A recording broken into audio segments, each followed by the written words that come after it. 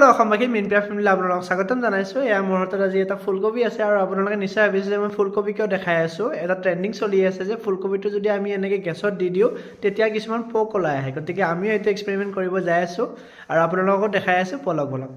এফে অলৰেডি মানে এইটো গেছটো জ্বলাই থৈ দিছে আৰু এতিয়া ফুলকবিটো এনেকৈ জ্বলাব গতিকে চাওক আৰু আমিও এনেকৈ দেখিছিলোঁ ৰিলটোত যে এনেকৈ ধৰি থাকিব লাগিব প্ৰথমতে অলপ সময় তাত কিছুমান পোক ওলাই আহিব ফুলকবিটোৰ পৰা আহিব জানো আহিব চাগে চাওঁ আমি এক্সপেৰিমেণ্ট এইকাৰণে কৈছে ন এক্সপেৰিমেণ্ট কৰিব লাগিব ভিডিঅ'টো মই এডিট কৰিও দেখাব পাৰে ন পোক কিন্তু ওলাই অহা নাই দেই ৰাইজ এতিয়ালৈকে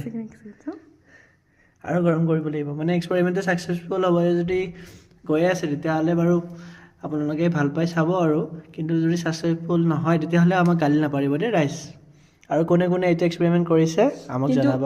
কিবা এটা গোন্ধ আহিছে ন যেনেকে মাংস চাংস পুৰিলে গোন্ধ আহে সেনেকুৱা এটা গন্ধ আহিছে কিন্তু এনেকৈ ধৰি থকা পূৰা চিধা কৰি ধৰি থকা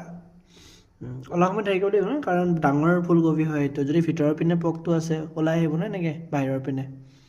যে ফুলকবি জনাওঁতে মোৰ হাত নচলিব নজ্বলে দিয়া দূৰত আছে ৰাইজ আপোনালোকে দেখা পাইছে ফুলকবিটো এনেকৈ পুৰিছে কিন্তু মানে একো ওলোৱা নাই পোক গতিকে এক্সপেৰিমেণ্ট ছাকচেছফুল হৈছে বাট ইয়াতে মানে পোক নাই নাই পোক নাই আপোনালোকে পাইছেনে নাই জনাব দেই এক ছেকেণ্ড আহিছে নেকি কিবা ভিডিঅ'বিলাক চাই কেনেকুৱা লাগে আপোনালোকে জনাব আৰু এটা লাইক কৰি দিব চেনেলটো ছাবস্ক্ৰাইব কৰিব নাপাহৰিব আজিলৈ সামৰিছোঁ জয় আই অসম